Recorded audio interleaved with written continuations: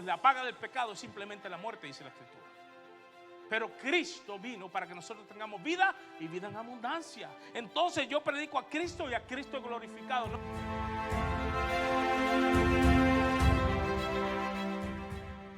Permanece la fe, la esperanza y el amor. Y estos tres, pero el mejor o el mayor de ellos es ¿cuál? El amor. Que nada nos puede separar del amor de Dios. Hoy presentamos la conferencia La existencia de Dios, tercera parte. Muy bien, mis hermanos queridos. Ahora sí, llegamos al punto clave de nuestra charla. Ahora sí vamos a hablar de los argumentos racionales a favor de la existencia de Dios. Hasta ahora no hemos hablado de los argumentos racionales a favor de la existencia. Solamente desmontamos algunos de los parámetros o de los argumentos que los ateos tienen para no estar de acuerdo con nuestra creencia. Sin embargo, aunque no podemos comprobar a Dios, gracias a Dios, sí podemos argumentar que Él es una posibilidad, y es más, podemos argumentar que Él es básicamente la posibilidad más plausible como razón de la existencia misma. Y eso es lo que vamos a intentar hacer en el día de hoy, con ciertos argumentos que durante toda la historia han venido siendo trabajados por los apologistas, por los teólogos, por todas estas personas que saben de Biblia y de filosofía. Bien, comencemos con el primer argumento, el argumento ontológico. El argumento ontológico, ¿sí? Este argumento se conoce como un argumento a priori. ¿Qué quiere decir? Que es a priori, que no se necesita de ninguna experiencia con nada para llegar a esa conclusión, ¿sí? Ontos quiere decir ser.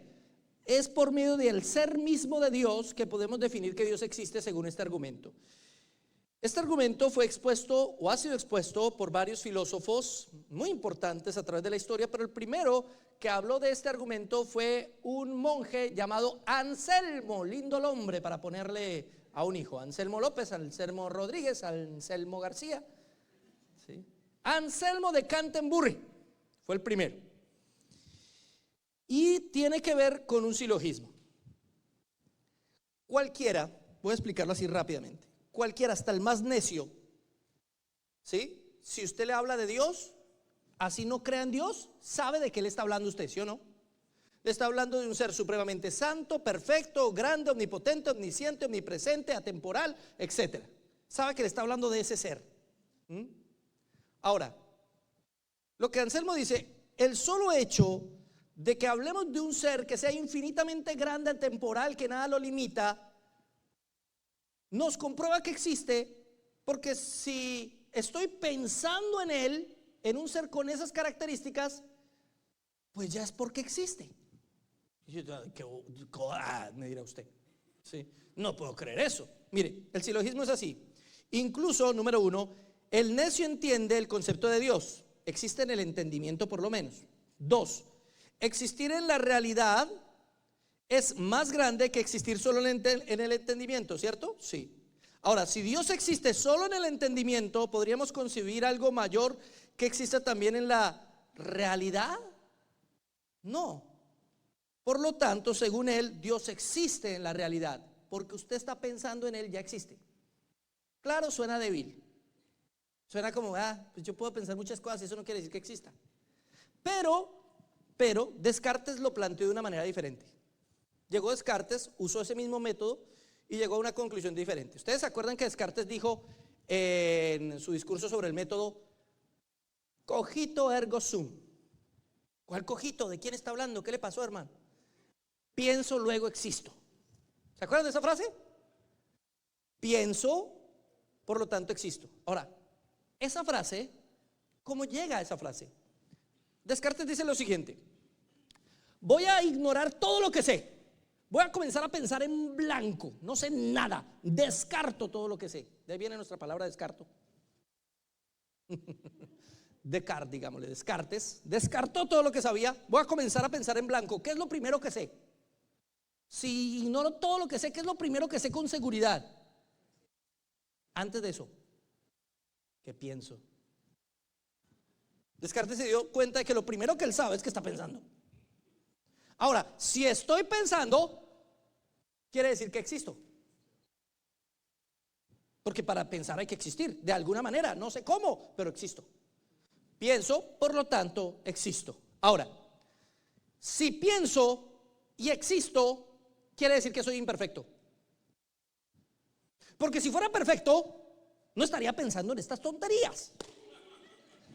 Sí, es más o menos la lógica. Si yo fuera, si fuera perfecto, no necesitaría ponerme a pensar a ver si existo. Lo que quiere decir que soy imperfecto. Pero eso lo lleva a otra conclusión inevitable.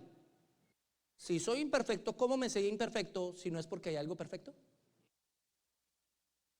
Como ahorita nos enseñaba el pastor, para saber nosotros algo tenemos que compararnos con otra cosa. Para saberme imperfecto tiene que existir algo perfecto, por lo menos en una noción en mí.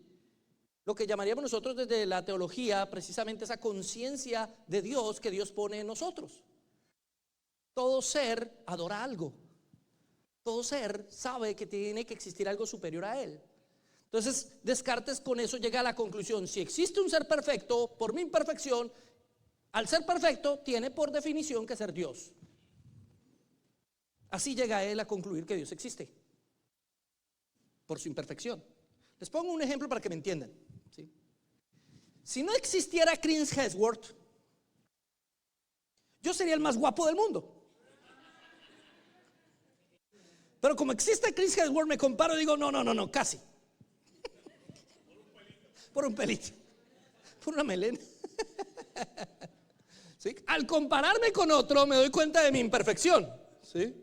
Yo me comparo con Chris Hemsworth y digo, no alcanzo, no. ¿Sí? Pero porque me comparé con él. Y con otros 5.000 millones de habitantes. Pero bueno, ¿sí? Es un ejemplo. Solo comparándome con algo superior a mí puedo darme cuenta de mi inferioridad. Y eso es a lo que llega Descartes. Solo comparándose con algo superior a él puede llegar a entender a Dios. Ahora, eso tampoco nos comprueba del todo a Dios. Tiempo después llegó un filósofo más moderno, obviamente, más de nuestra época, llamado Albert Plantinga. ¿Platica? No, platica no, hermano, solo piensa en eso. Plantinga. Sí. Albert Plantinga toma ese argumento y lo vuelve aún mejor. Él dice, primera premisa: ¿es posible que un ser perfecto, absolutamente perfecto, exista en algún universo posible, imaginario? ¿Es posible? ¿Existe la posibilidad de que exista un ser absolutamente perfecto? Pues sí, existe la posibilidad. Hasta el más ateo de los ateos podría decir, hay alguna mínima posibilidad de que exista. Ok, si existe una mínima posibilidad de que un ser absolutamente perfecto exista en algún universo posible, pues ese ser no sería absolutamente perfecto si no existiera en todos los universos posibles. De esa manera, que es un universo posible, tiene que tener a Dios. Dios tiene que existir en este universo posible, porque si no, no sería perfecto. Ay, hermano, ya me confundió. Hábleme en español, hermano. Entonces el silogismo va así: ¿es posible que exista un ser máximamente perfecto? Si es posible, entonces en algún mundo posible, sí. Si existe en algún mundo posible, su existencia es necesaria. Entonces existen todos los mundos posibles. Por lo tanto, existe en el mundo real. Algunos han estado de acuerdo con ese argumento, otros no tanto. Unos dicen me parece chévere y eso. De alguna manera, Tomás de Aquino ya lo había expresado cuando habló sobre las 5 vías a favor de la existencia de Dios. Pero esto es mucho más especializado, ya lo han ido trabajando y cada vez mejora. Hay un segundo argumento al que denominamos argumento moral. Un argumento moral, ¿sí? Y este es explicado de la mejor forma posible por Emmanuel Kant, aunque también C.S. Lewis lo trabaja de alguna manera. Este argumento moral parte de varias premisas, ¿sí? ¿Existe una ley moral universal? O sea, ¿podemos decir que hay cosas objetivamente buenas y cosas objetivamente malas? ¿O no? Y un ateo va a decir que no. porque un ateo le va a decir a usted, pues hay cosas que para usted son buenas y para mí son malas y así. ¿Sí? Pero Kant dice, tienen que existir cosas objetivamente buenas y cosas objetivamente malas. No importa qué lugar del mundo usted vaya, no importa dónde esté usted, si alguien es atracado por otra persona, le roban sus pertenencias, eso se va a considerar como algo malo. ¿Cierto? No importa en qué cultura, en todas las culturas, hermano. En todas las culturas va a ser injusto que a alguien le robe a otra persona. Va a ser algo moralmente malo que alguien se meta con la esposa del vecino. Pero hay culturas donde se practica la poligamia. Eso es muy diferente. Es muy distinto.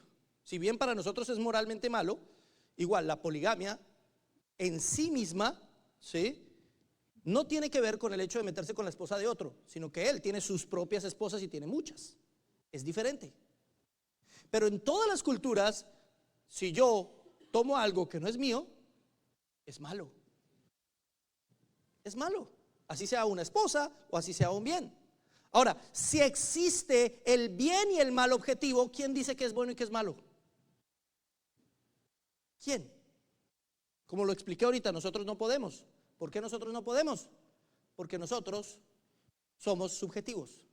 Se necesita algo fuera del hombre que diga qué es bueno y qué es malo. ¿Sí? Ahora bien, aquí vemos el silogismo en la siguiente.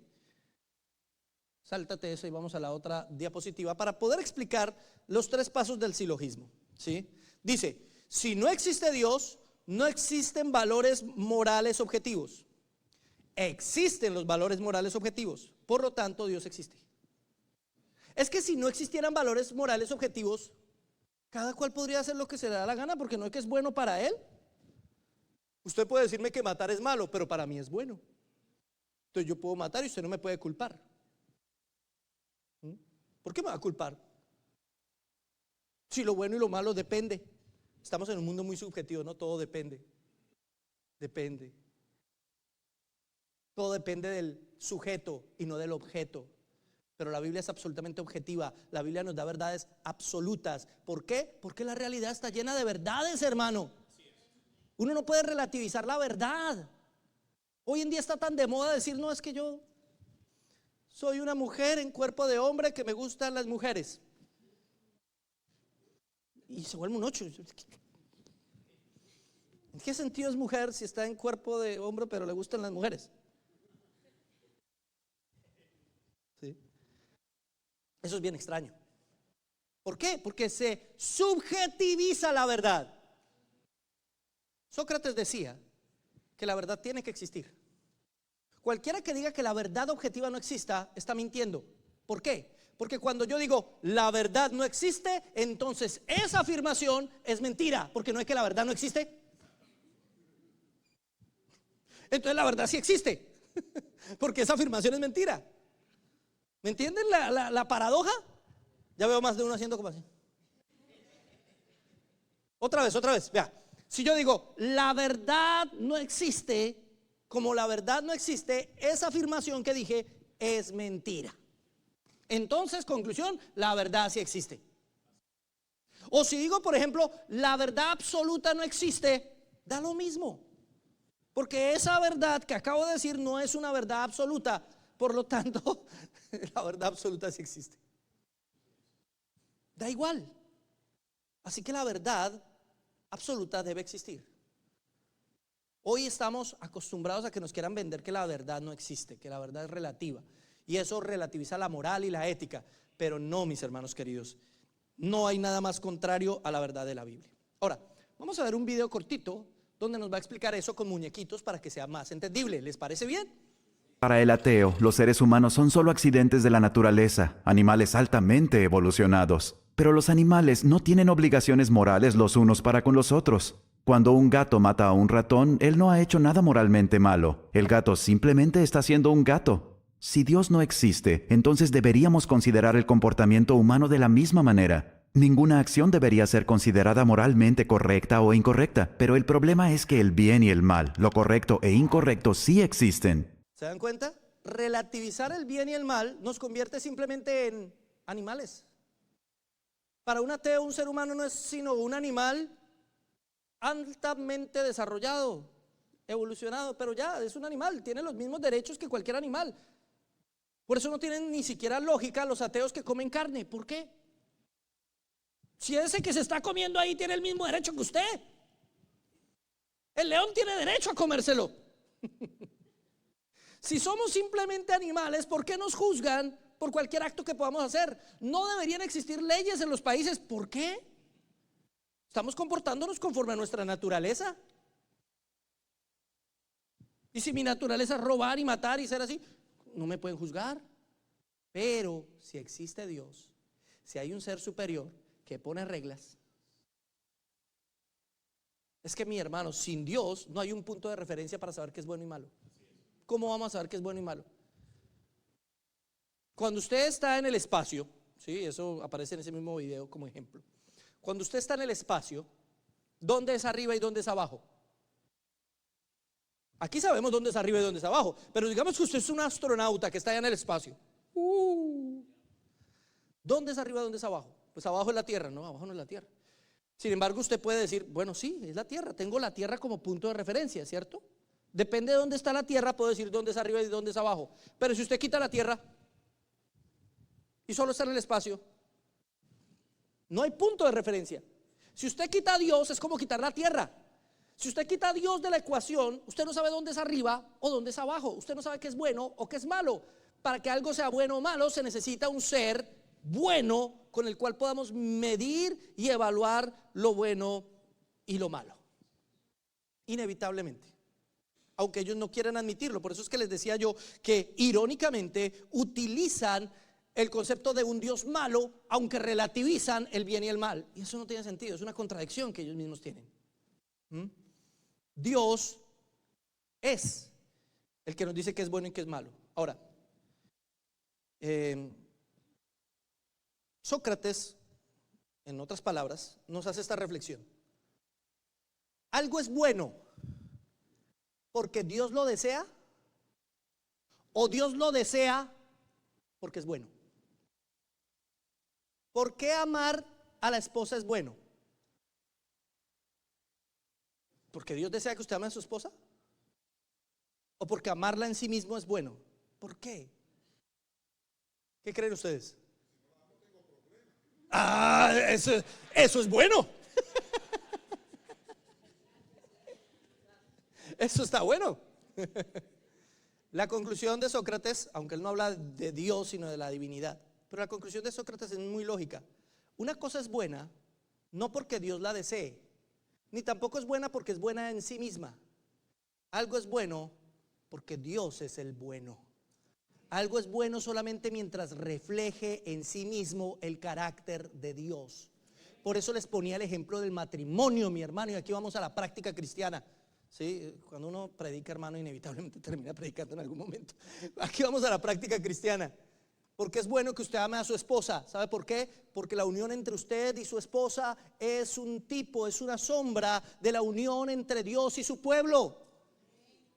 El matrimonio fue creado para que nosotros, en medio de esa relación conflictiva del matrimonio, porque el matrimonio en sí mismo, en su naturaleza, presenta un conflicto, sí, es inevitable, pero Dios así lo planeó y lo deseó para que nosotros entendamos que apartados de Él estamos en conflicto con Dios, y sin embargo Dios toma la iniciativa para acercarnos a Él y para tener finalmente esa unión mística entre Dios y su pueblo. Estamos unidos a Cristo.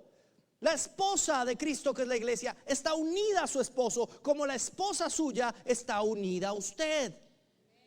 Y así como el Señor toma la iniciativa por acercarse a su esposa, usted tiene que tomar la iniciativa por acercarse a la suya. Ahí sí ya no hubo amenes, ¿no? Ahí sí ya no.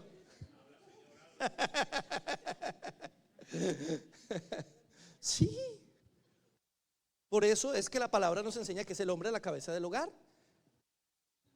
Pero hay hombres que esperan que la esposa lleve la iniciativa y que mira a ver cómo arregla la situación ella. Ahora sí, ¿no?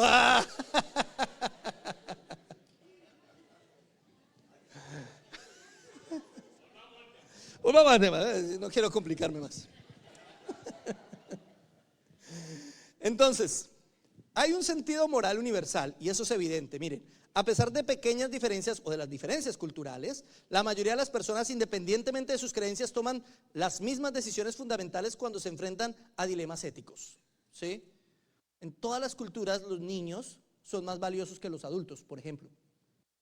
Pese a que hayan culturas tristemente que pasaban a sus niños por el fuego, como la misma Biblia nos enseña, aún así los niños eran considerados más valiosos que los adultos precisamente porque eran niños, por su propia naturaleza, ¿sí?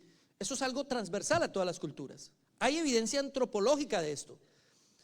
C.S. Lewis escribió lo siguiente: si alguien se toma el trabajo de comparar la enseñanza moral de los antiguos egipcios, babilonios, hindúes, chinos, griegos, romanos, lo que realmente llamará la atención es lo parecidas que son entre sí a las nuestras.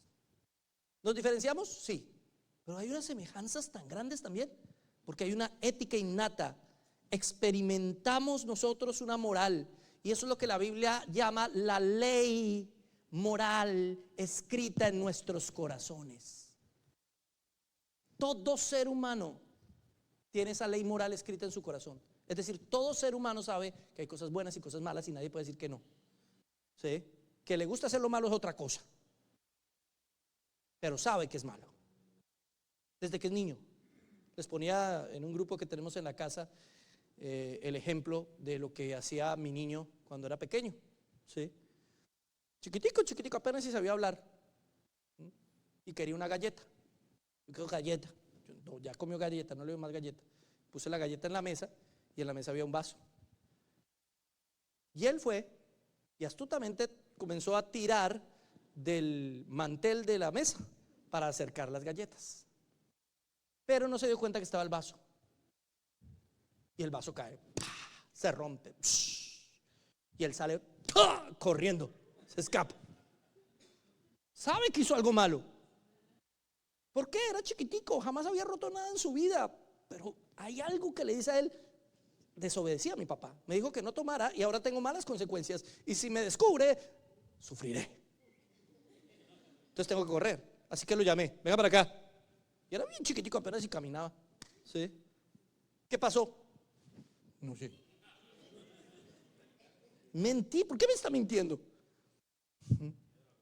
¿Por qué? Usted lo hizo, no lo niegue. Yo no vi. Pero solo estamos usted y yo en la casa. ¿Cómo me va a decir que usted no fue? ¿Qué fue? ¿Otro niño? Sí, otro. No lo admitió, ¿sí? Juraba y rejuraba y comía tierra que había sido un fantasma, otro niño, cualquier cosa, pero él no. ¿Qué puso en él esa condición moral de saber que eso era malo? Ni siquiera había recibido las primeras instrucciones. Obviamente ya tenía cierta condición moral porque la había visto, pero lo que podemos demostrar ahí es que hay una conciencia de bien y de mal desde muy jóvenes, desde pequeños. Dios nos ha hecho con conciencia, mi hermano querido.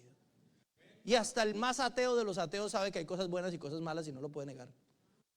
Y esas cosas buenas y esas cosas malas nos argumentan a favor de la existencia de Dios. Bien, entonces, para ir finalizando este punto, hay un punto de referencia que es Dios, que nos marca qué es bueno y qué es malo, ¿sí? Hay una naturaleza divina de lo bueno. Algo es bueno porque Dios lo desea, o Dios lo desea porque es bueno. Ese es el dilema de Eufitrón, y ninguna de las dos es cierta. Dios desea algo porque Él es bueno. Y finalmente hay una serie de mandamientos divinos escritos en nuestros corazones, que es lo que conocemos como la ley moral, que está en todo ser humano. La Biblia nos lo dice. Génesis 3:22: y dijo Jehová Dios: he aquí el hombre es como uno de nosotros, sabiendo el bien y el mal. ¿Cuándo dijo eso el Señor? Después de que Adán y Eva pecaron. ¿Por qué antes Adán y Eva no conocían el bien y el mal? Pues porque solo había bien en ellos. No tenían necesidad de conocer el mal. Ellos conocían el bien porque estaban en la presencia del Señor y sus vidas glorificaban a Dios. Pero después decidieron algo diferente y conocieron el mal. Romanos 2:14 al 15: Porque cuando los gentiles que no tienen ley hacen por naturaleza lo que es de la ley, estos, aunque no tengan ley, son ley para sí mismos, mostrando la obra de la ley escrita en sus corazones. ¿Se dan cuenta? Habla de los gentiles. Incluso los gentiles, las personas que dicen yo no creo en Dios, a mí no me hable de Dios, yo no creo en nada de eso, saben que hay una ley moral escrita en sus corazones. Es inevitable. Mateo 7:12. Así que todas las cosas que queráis que los hombres, porque esto es la ley y los profetas.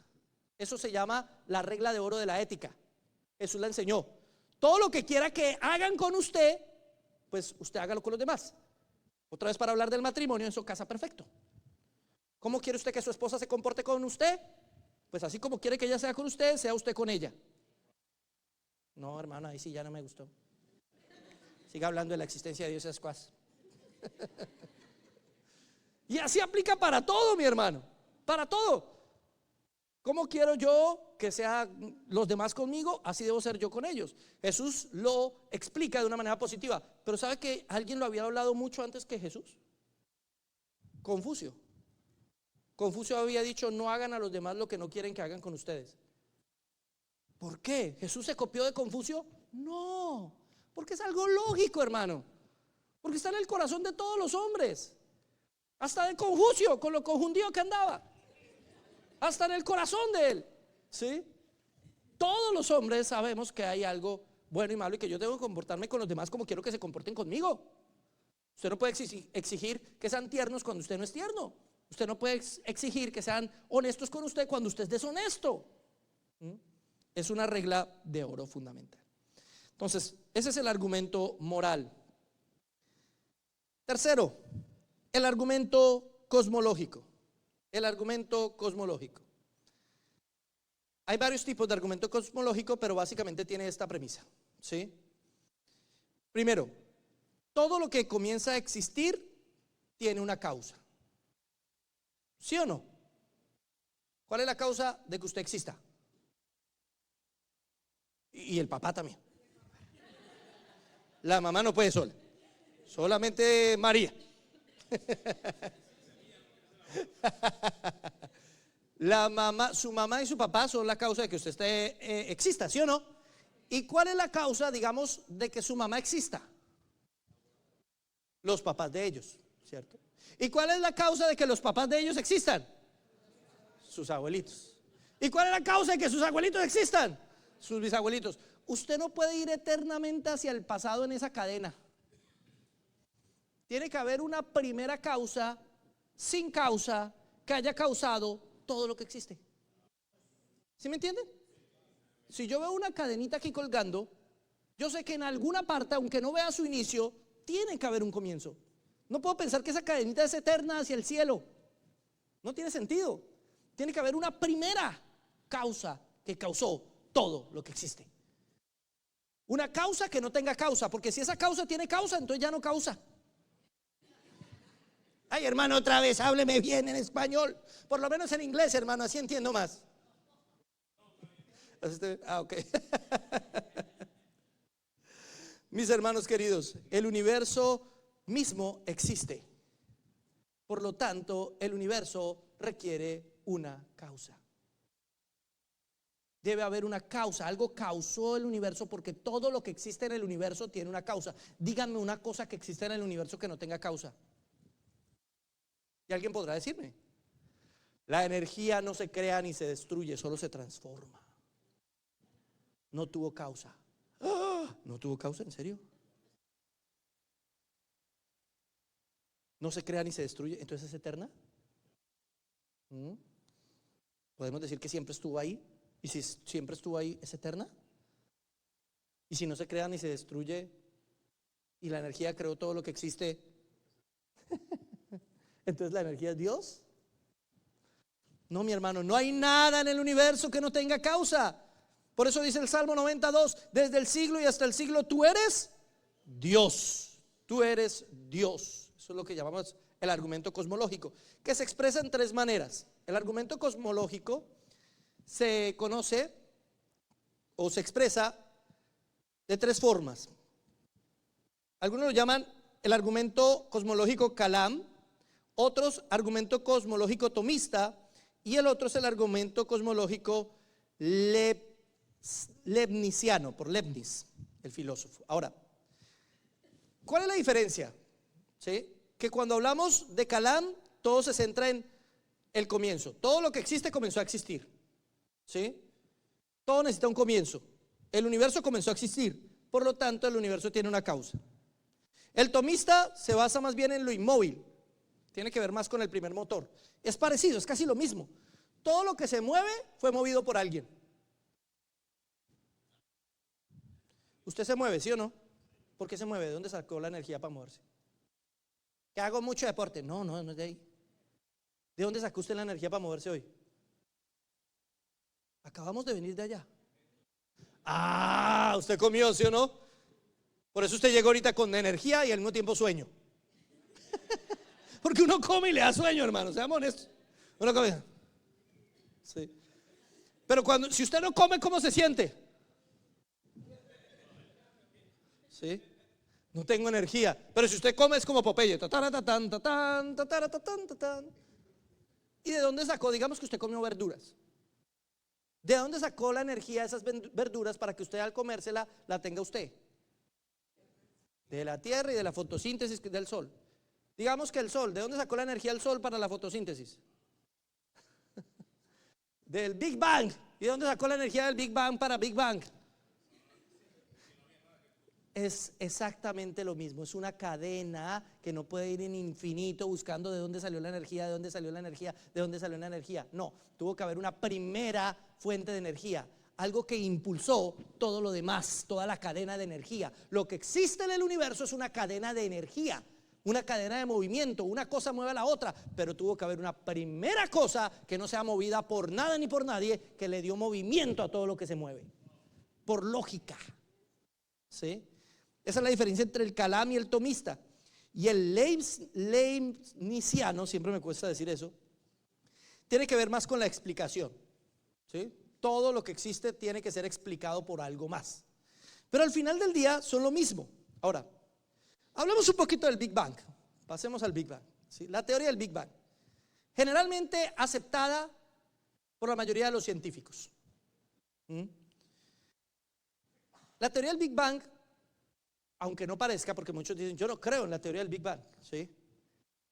Pero la teoría del Big Bang es muy buena cuando de argumentar a favor de la existencia de Dios se trata. ¿Por qué? Porque hasta que Lemaitre habló, y Lemaitre era un cura, el que propuso esto en principio fue un cura, ¿sí? Georges Lemaitre. Él habló del Big Bang cuando él habla de que hubo un primer momento. Antes de eso no existía nada y después de eso comenzó a existir todo. Él lo llama una singularidad. Los científicos en su época se burlaron de él. Claro, es que es un cura. Por eso él habla de eso. Incluso el nombre Big Bang es un nombre para burlarse de la teoría. Eso de gran explosión, porque Lemaitre nunca propuso una gran explosión. Nunca. Lo que él propuso fue una expansión, como que toda la materia, toda la energía estaba acumulado en un superpunto infinitesimalmente pequeño e infinitesimalmente denso, hasta que llega un momento en que tanta energía y tanto estaba ahí, ¡boom! Big Bang, y comienza a existir el tiempo y el espacio, porque ahí comenzó el tiempo y el espacio según la teoría del Big Bang. Entonces los científicos que se burlaban de Lemaitre le decían claro, le conviene que exista es que un Big Bang, ¿no? Para decir que antes del Big Bang no había nada y como de la nada salió todo, tiene que existir un Dios. Claro, lo conocemos, pero no, el universo siempre ha existido, decían ellos. Sin embargo, la ciencia ha demostrado, no el Big Bang, yo no puedo decir que el Big Bang pasó o no pasó, no tengo las fotos del Big Bang, mi hermano.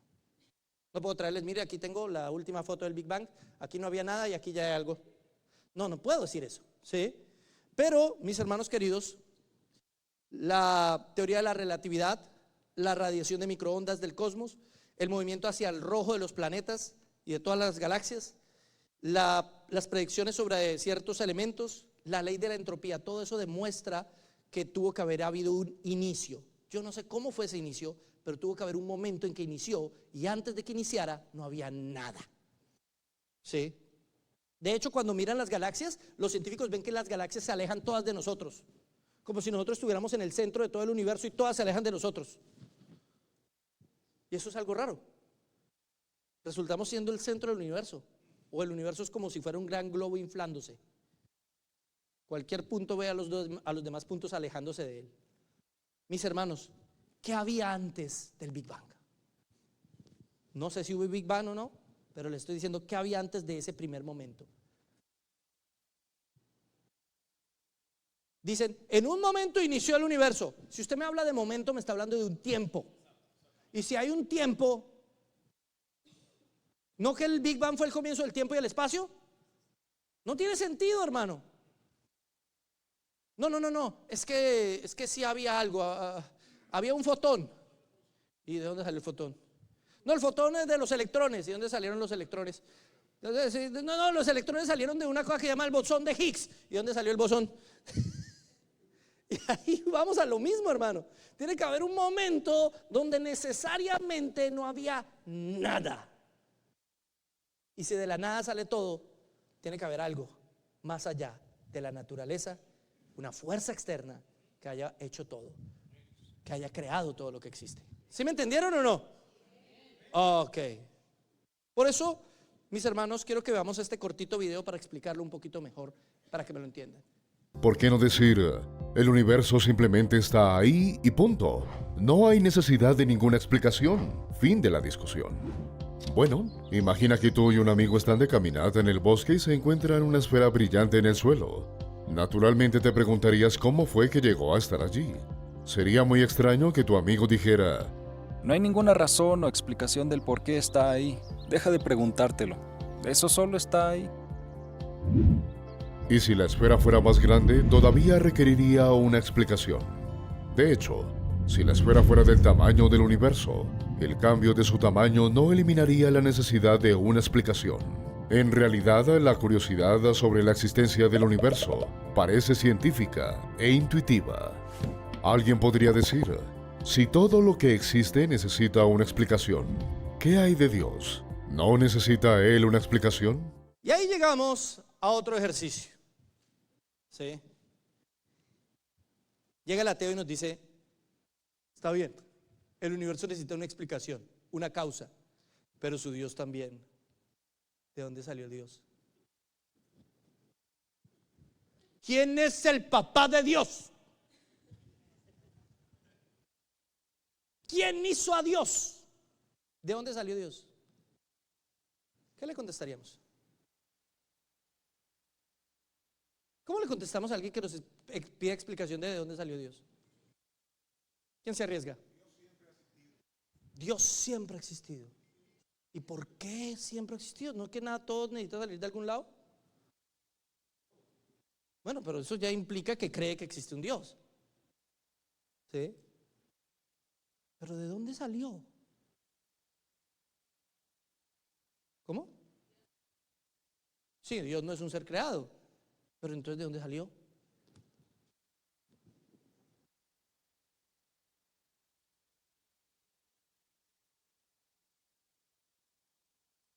Ajá. Y entonces,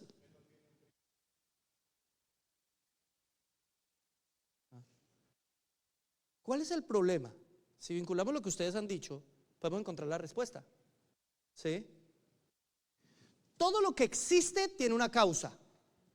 ¿Y qué fue lo que al principio dije en esta charla? Al principio, que Dios no existe, Dios es. Dios no existe dentro de los parámetros del tiempo y del espacio. Todo lo que existe en el universo tiene una causa, pero Él no existe en el universo, Él contiene al universo. Él es más grande que el universo mismo, hermano. Así que Él está fuera del universo y al mismo tiempo dentro, las dos cosas. No puedo explicar eso exactamente por qué, es uno de esos misterios de la Biblia, pero es así. Él está fuera y dentro, ¿sí? Él está en todo. Así que Dios, como está fuera del universo, no tuvo un principio ni un final. ¿Por qué? Porque si el universo es el comienzo del tiempo y del espacio, pues Dios estaba fuera del tiempo y del espacio. Y como estaba fuera del tiempo y el espacio, pues no hubo un momento en el que nació, ni un lugar en el que nació, porque no había ni momentos ni lugares. Dios no estaba sometido a tener que aparecer, porque Él era un eterno presente. Mire, hay algo bien interesante. ¿Usted se da cuenta que para nosotros el pasado y el futuro no existe? Para nosotros, mire, más bien el presente no existe. Mire, lo que acabo de decir ya pasó. Y ahora que lo dije también pasó. Y cuando hice así pasó. Y ahora que dije que pasó, ya pasó también. ¿Se dan cuenta? El presente no existe. Como que se va entre mis dedos, como que no está. Tengo recuerdo de lo que hice y proyección a lo que voy a hacer. Pero el ya se fue. Miren que ya no está.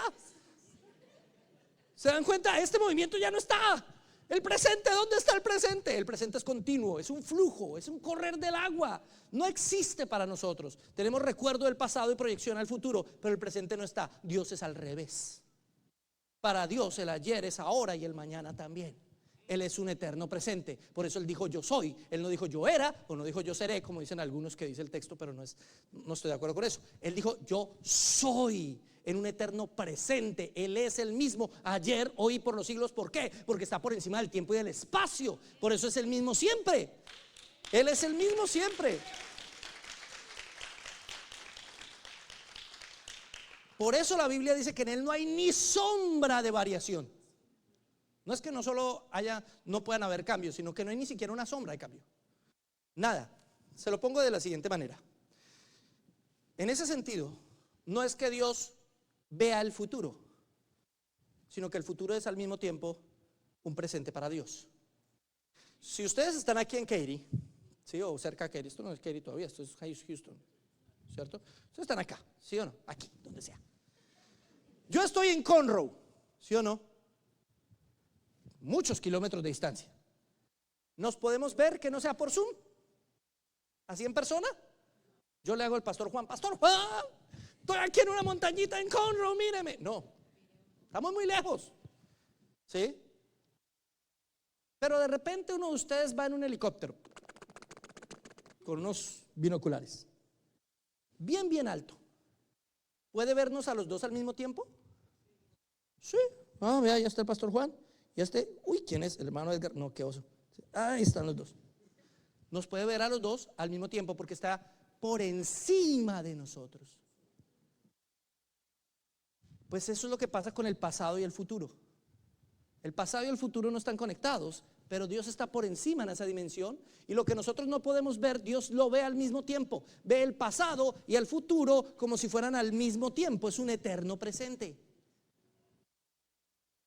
Por eso no es que Dios, bueno, ya no voy a entrar en discusiones teológicas, pero no es que Dios necesite ir al futuro a mirar nada, porque simplemente es un presente de Él, ¿sí?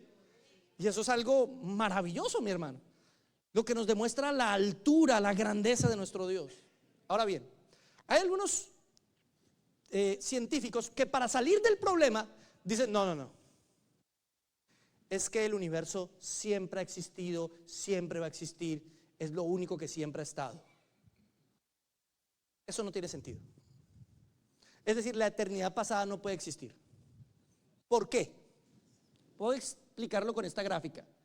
Si el pasado fuera eterno, si existiera una eternidad hacia el pasado, nunca llegaríamos al hoy. Porque no es que el pasado es eterno. Por más de que corramos en el pasado, nunca alcanzaríamos al hoy porque es eterno el pasado.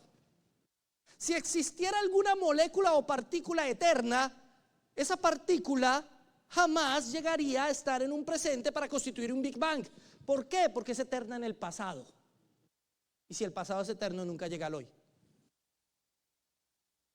¿Difícil de entender? Sí, pues porque no tiene sentido. Es imposible para nosotros y para la lógica y para la naturaleza que exista un pasado eterno. Pero si hablamos de un ser que está por encima del tiempo, el espacio y la materia,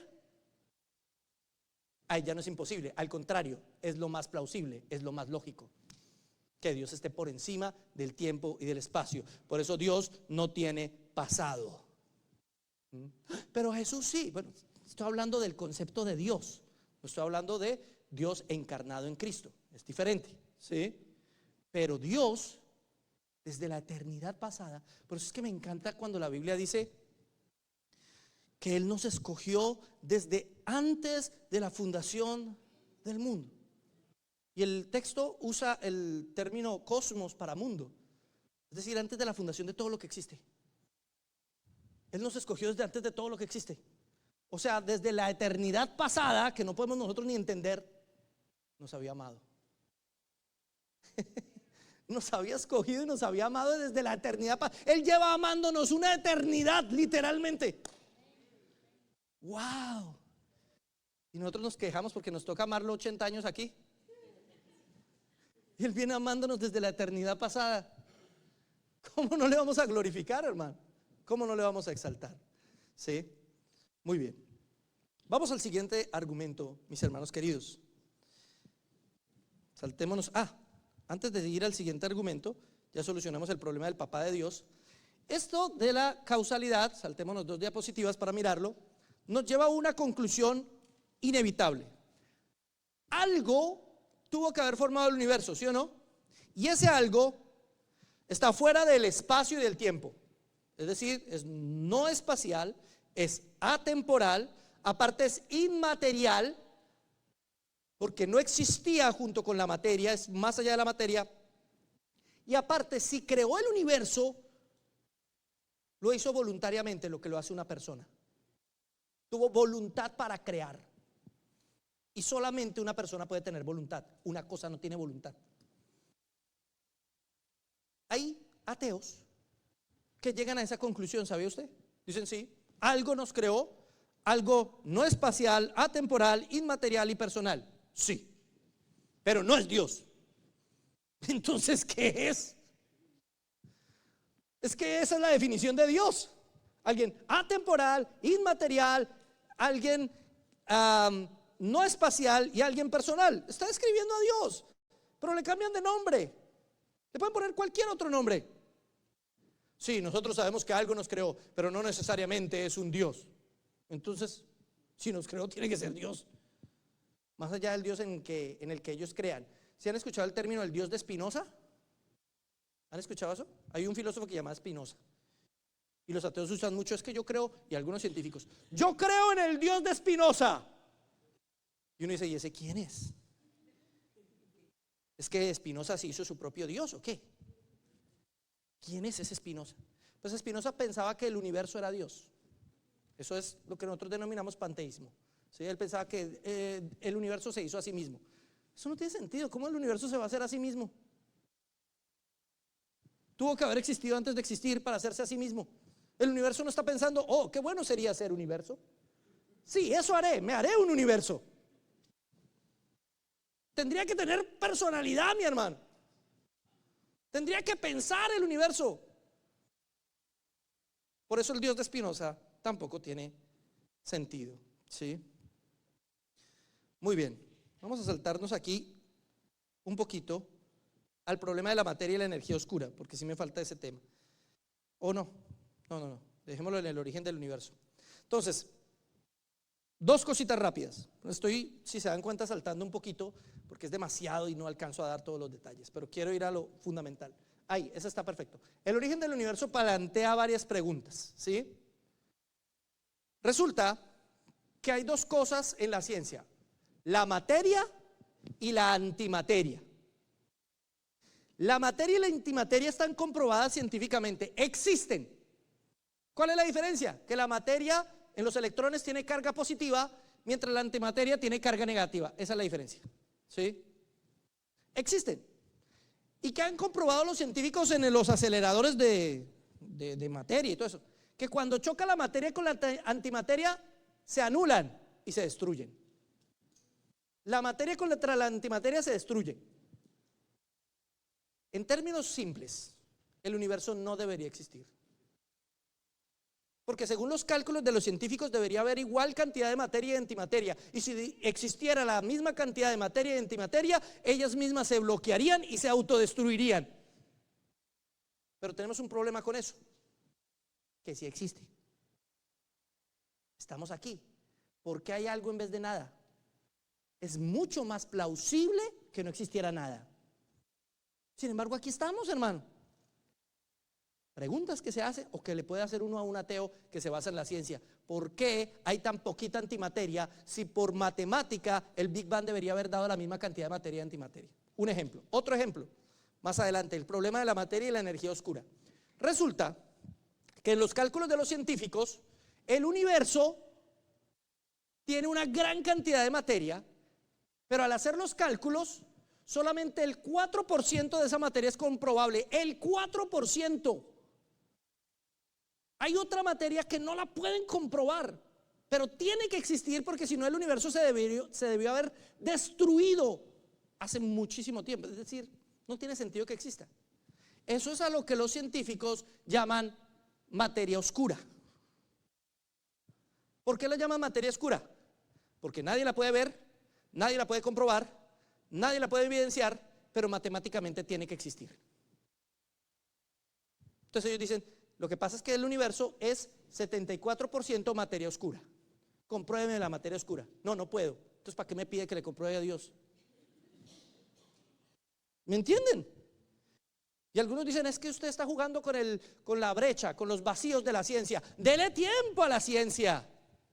Eso no se trata de tiempo. Jamás podremos descubrir la materia oscura, porque es oscura.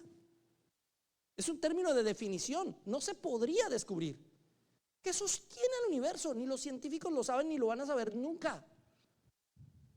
¿Saben por qué? Porque lo que sostiene el universo, según la Biblia, es Dios. Él sostiene toda la creación en su mano. La creación sigue existiendo aunque no debería existir por la simple intervención de Dios. No es que Dios haya hecho el universo y después haya salido a darse una vuelta por ahí o a hacer otros universos en otras partes. No, Él creó el universo y sigue sosteniéndolo. Él lo sustenta todavía. Y eso es lo que ellos no entienden. Por eso le dan nombres, como no lo entienden, materia oscura. Y la energía, tampoco hay suficiente energía como para que el universo exista. Entonces la llaman energía oscura. Hay una energía que no podemos ver, no podemos comprobar, no podemos evidenciar, pero por matemática tiene que existir. Sí, yo no puedo ver, no puedo evidenciar, no puedo comprobar a Dios, pero por lógica tiene que existir. Es exactamente la misma lógica. ¿Me entienden?